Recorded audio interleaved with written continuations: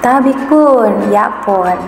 Berikut akan dipaparkan materi mengenai konsep dasar jiwa wirausaha yang didasarkan atas kreativitas dan inovasi untuk mata kuliah kewirausahaan.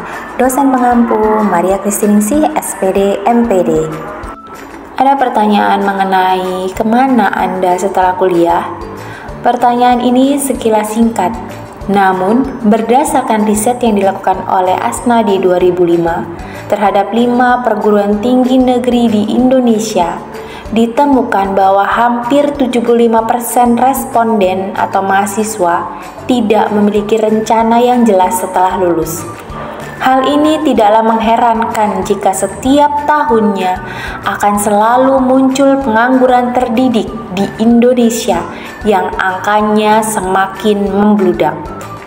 Sakernas 2010 mengemukakan fenomena ironis yang muncul di dunia pendidikan Indonesia, bahwa semakin tinggi pendidikan seseorang, probabilitas atau kemungkinan menjadi pengangguran semakin tinggi. Salah satu upaya dalam mengurangi tingkat pengangguran terdidik di Indonesia adalah dengan menciptakan lulusan-lulusan yang tidak hanya memiliki orientasi sebagai job seeker, namun job maker, atau yang kita sebut wirausaha. Penciptaan lulusan perguruan tinggi yang menjadi seorang wirausahawan tidak serta-merta mudah untuk dilaksanakan.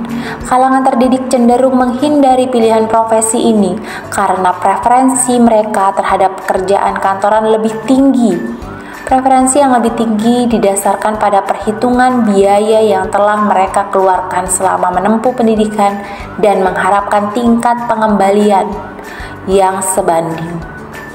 Ernani 2010 dalam seminarnya mengungkapkan ada kecenderungan semakin tinggi tingkat pendidikan semakin besar keinginan mendapat pekerjaan yang aman. Mereka tak berani ambil pekerjaan berisiko seperti berwirausaha. Pilihan status pekerjaan utama para lulusan perguruan tinggi adalah sebagai karyawan atau buruh. Dalam artian, bekerja pada orang lain atau instansi atau perusahaan secara tetap dengan menerima upah atau gaji secara rutin seperti pegawai negeri sipil, dan lainnya. Jumlah lulusan perguruan tinggi dalam setiap tahun semakin meningkat, padahal kondisi ini tidak sebanding dengan peningkatan ketersediaan kesempatan kerja yang akan menampung mereka. Satu-satunya peluang yang masih sangat besar adalah bekerja dengan mulai usaha sendiri. Pakar lain seperti Gotze 2005 menyatakan bahwa salah satu orientasi pendidikan adalah menjadikan peserta didik atau mahasiswa mandiri, dalam arti memiliki mental yang kuat untuk melakukan usaha sendiri, tidak lebih sebagai pencari kerja, akan tetapi sebagai pencipta lapangan pekerjaan.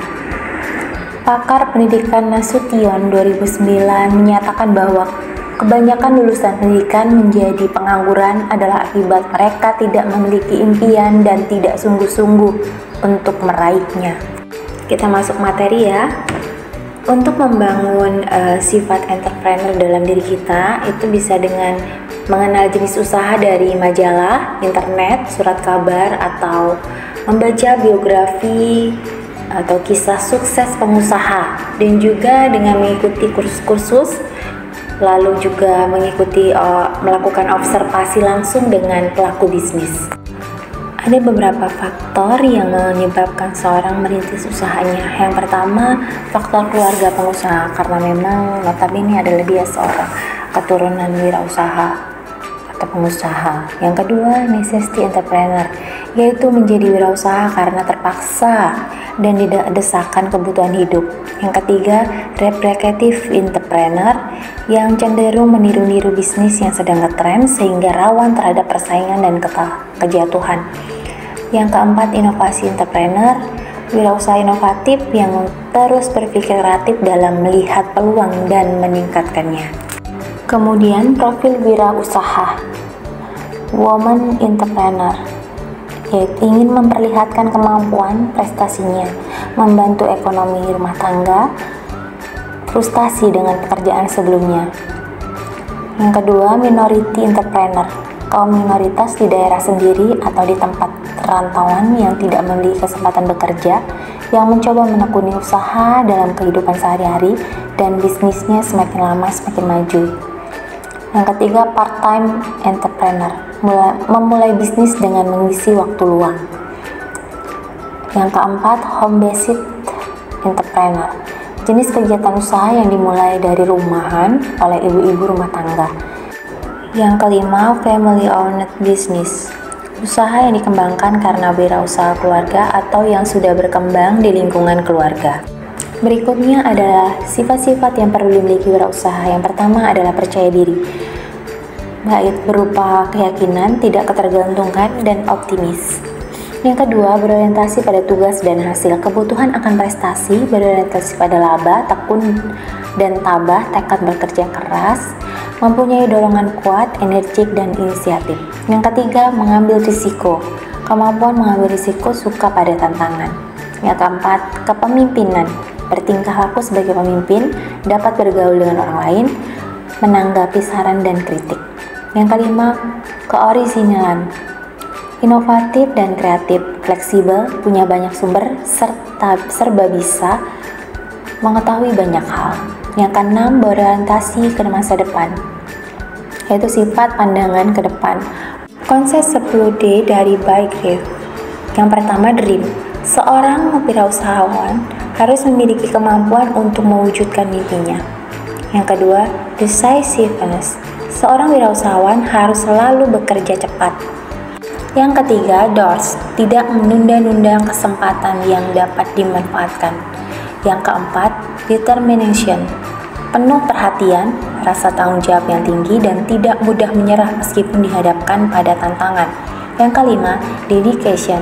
Semua pikirannya terpusat pada usaha yang sedang dijalani. Yang keenam, devotion. Mencintai produk yang berhasil diciptakan. Yang ketujuh, details.